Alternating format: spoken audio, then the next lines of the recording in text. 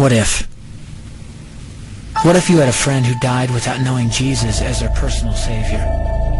What if he or she went to hell? What if one day you received a letter in the mail from beyond? A letter from hell. A letter from your friend in the flames of eternal torment. The following is a dramatic presentation. It was written by a fictitious high school student named Josh to a friend named Zach. Although Zach had every opportunity to tell Josh about Jesus, he didn't. They were best friends. They played soccer together, they went to classes together, they partied together, they shared their lives with each other. But there was one thing Zach held back from Josh: his personal relationship with Jesus Christ. The rest of the story is simple and sad. A few too many beers, a tragic drive home, a crash, a death, a funeral, a letter. Here is that letter in its entirety. A letter from hell.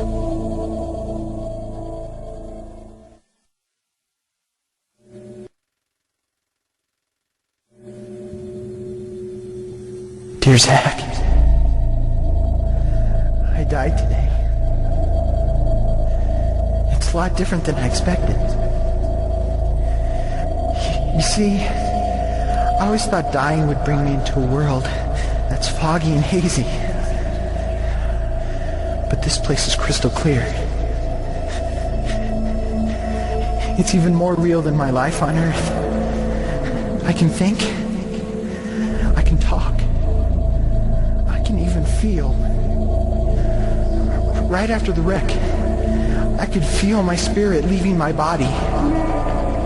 It was the weirdest thing, Zach. I thought I heard you screaming out to me, man. I must have been just imagining things. At first, I was just standing in line, getting registered, I guess. They asked me for my name and began to look in this thing they called the Book of Life. I guess they couldn't find it, though, because this huge angel standing next to me grabbed me by the arm and started dragging me away. I was terrified. I had no idea what was going on. I asked the angel where he was taking me,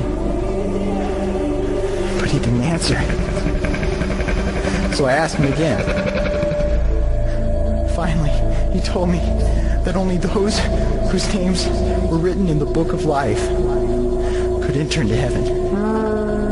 And the rest would be condemned to hell forever.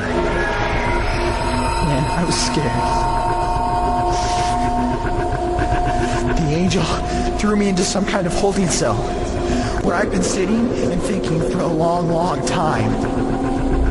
Do you want to know what I've been thinking about? I've been thinking about you.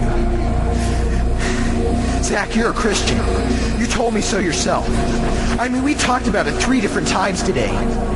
Kelly brought it up, and you laughed it off. Coach Adams brought it up, and you changed the subject. I mean, it came up right before the wreck. Well, the question I can't get out of my mind is this, Zach. Why haven't you ever told me about how to become a Christian? I mean, you say you're my friend, but if you really were, you would have told me about this Jesus and told me how to escape this terrible place that I'm headed for. I can feel my heart pounding in my chest. The angels who have been chosen to cast me into hell are coming down the hallway. I can hear their footsteps. I've heard of this hell, Zach. They call it the lake of fire. I can't stand it, Zach. I'm terrified.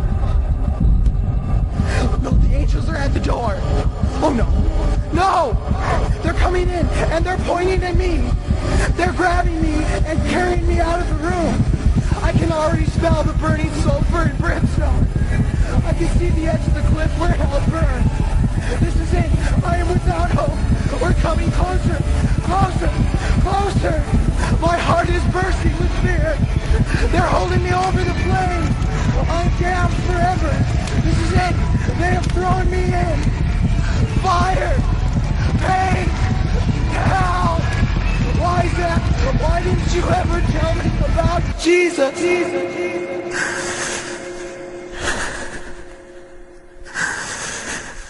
Signed,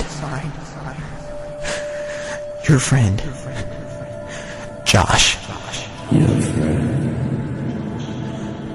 Josh. P.S. Welcome. Wish you were here. Wish you were here. Wish you were here. Wish you were here. Wish you were here. Wish you were here. Wish you were here.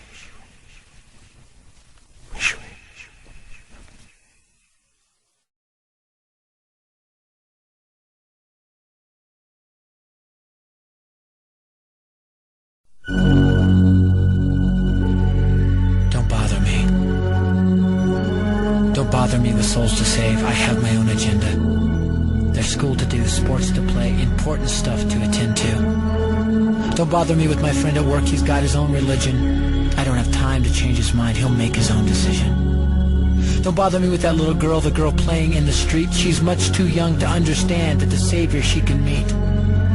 Don't bother me with the sounds I hear, the sounds of people shrieking, although I wonder who they are. Who are these victims screaming? Don't bother me with who they are. I really don't want the blame. Because it's my friend at work and that little girl who from hell scream out my name.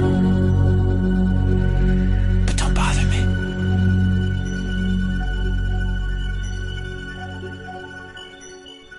Even in this life, the pain of fire is the greatest of all pains. But the difference between our fire and that of hell is such that, according to St. Vincent Ferrer, our fire is cold. Our fire is created for our use, but the fire of hell is created by God expressly to torment. So that unhappy wretch will be surrounded by fire like wood in a furnace. You will find an abyss of fire below, an abyss above, an abyss on every side. If he touches, sees, breathes, he breathes only fire. He will be in fire like a fish in water. This fire will not only surround the damned, but it will enter into his bowels to torment him. His body will become all fire, so that the bowels within him will burn. His heart will burn in his bosom, his brains in his head, his blood in his veins, even the marrow in his bones. Each reprobate will in himself become a furnace of fire. Some cannot bear to walk on a road burned up by the sun, nor can they endure a spark that flies from a candle. And yet they fear not that fire which devours. The fire of hell devours the damned. It devours without ever destroying them.